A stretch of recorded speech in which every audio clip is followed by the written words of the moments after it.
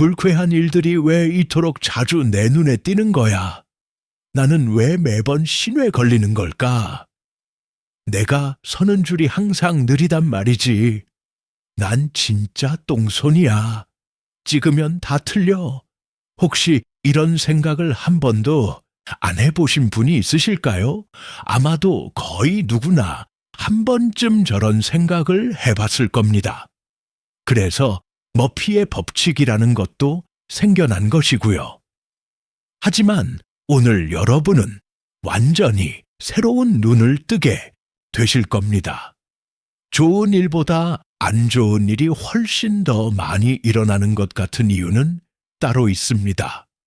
결코 운이 나쁘거나 똥손이어서가 아닙니다. 그것은 우리의 감수성과 관련이 있습니다. 자, 지금부터 위대한 철학자 쇼펜하우어의 이야기 속으로 들어가 보시겠습니다. 그는 인간의 행복을 위한 여러 가지 조언을 하면서 그 중에서도 우리가 반드시 깨달아야 할 중요한 사실 한 가지를 알려줍니다. 그것은 무엇일까요? 이제 그의 말을 귀담아 들어보시죠. 인격과 그 가치는 행복하고 평안해지는데 직접적으로 영향을 끼치는 유일무이한 요소입니다. 인격은 높고 낮음의 차이가 있을 뿐 지속적이고 끊임없이 매 순간 작용합니다.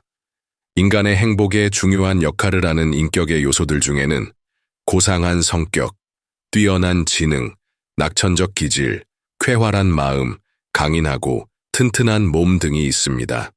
그 중에서도 우리를 가장 직접적으로 행복하게 만드는 요소는 바로 쾌활한 마음입니다. 즐거운 사람은 언제나 그럴 만한 이유가 있습니다. 바로 자기 자신이 즐겁기 때문입니다. 젊은 시절 나는 고서를 보다가 이런 글귀를 읽었습니다. 많이 웃는 사람은 행복하고 많이 우는 사람은 불행하다.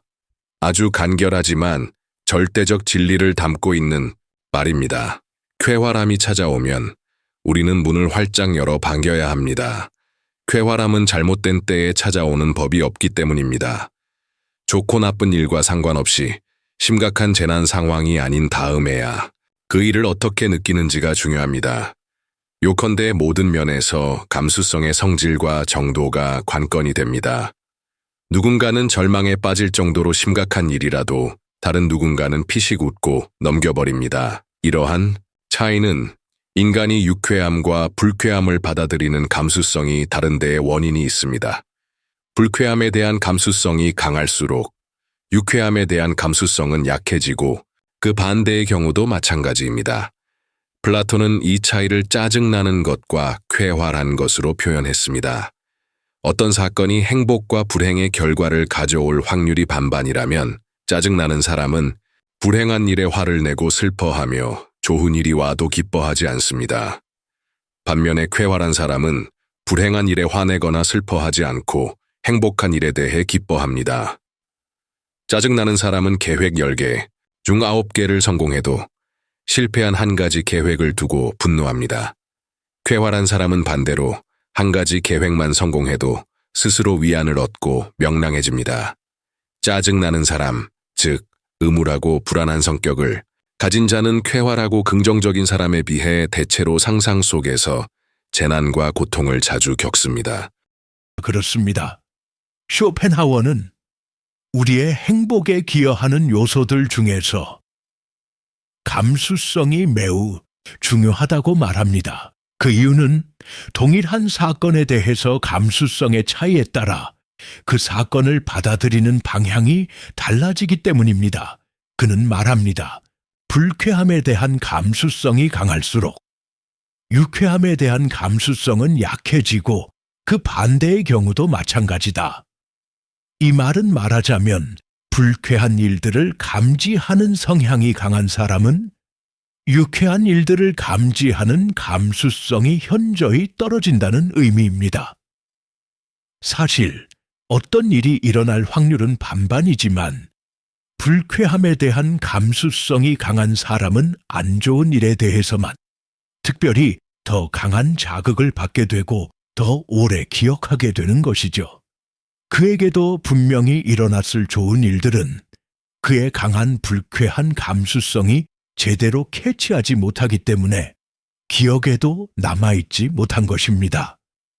예를 들어 볼까요? 여러분은 자신이 도착했을 때 문이 닫히며 떠나버리는 엘리베이터를 경험해 보셨나요? 네, 당연히 있으실 겁니다.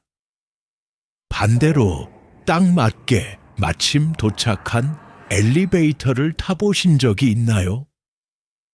그 경험도 분명히 있으실 겁니다. 엘리베이터를 아깝게 놓친 건 불쾌한 일이고 기다리는 일 없이 탄 것은 유쾌한 일입니다. 만약 그 두 가지 극단적인 경우가 생길 때마다 일일이 기록을 해둔다면 그 결과는 길게 보았을 때 거의 50대 50의 확률로 나타날 것입니다. 하지만 불쾌함에 대한 감수성이 강한 저 같은 사람은 아깝게 엘리베이터를 놓친 일에 더 큰 자극을 받고 아쉬워하며 오래 기억합니다. 딱 맞게 엘리베이터를 탔던 일은 그저 소소한 기분 좋은 일로서 금사에 잊어버리는 것이죠. 쇼펜하우어는 좋고 나쁜 일과 상관없이 심각한 재난 상황이 아닌 다음에야 그 일을 어떻게 느끼는지가 중요하다. 요컨대 모든 면에서 감수성의 성질과 정도가 관건이 된다. 고 말합니다. 우리에게 일어나는 대부분의 일들은 그 자체로는 좋지도 나쁘지도 않습니다. 그 일을 좋게도 또는 나쁘게도 만드는 것은 그 일을 받아들이는 우리의 감수성에 달려 있습니다. 내 앞에서 신호에 걸려 기다려야 하는 상황은 받아들이기에 따라 짜증나는 일이 될 수도 있고, 또는 잠시 다리를 풀고 하늘의 구름을 쳐다볼 수 있는 휴식의 시간이 될 수도 있습니다. 그렇습니다. 우리가 어떤 감수성을 더 강하게 가지고 있는지 이해한다면 우리는 좀 더 신중해지는 쪽을 택할 수도 있고, 또는 유쾌한 일이 생겼을 때 좀 더 크게 웃고 반갑게 받아들이려고 노력할 수도 있을 것입니다. 마지막으로 쇼펜하우어의 이 권고를 다시 한번 들으면서 오늘 이야기를 마치겠습니다. 쾌활함이 찾아오면 우리는 문을 활짝 열어 반겨야 한다. 쾌활함은 잘못된 때에 찾아오는 법이 없기 때문이다. 감사합니다.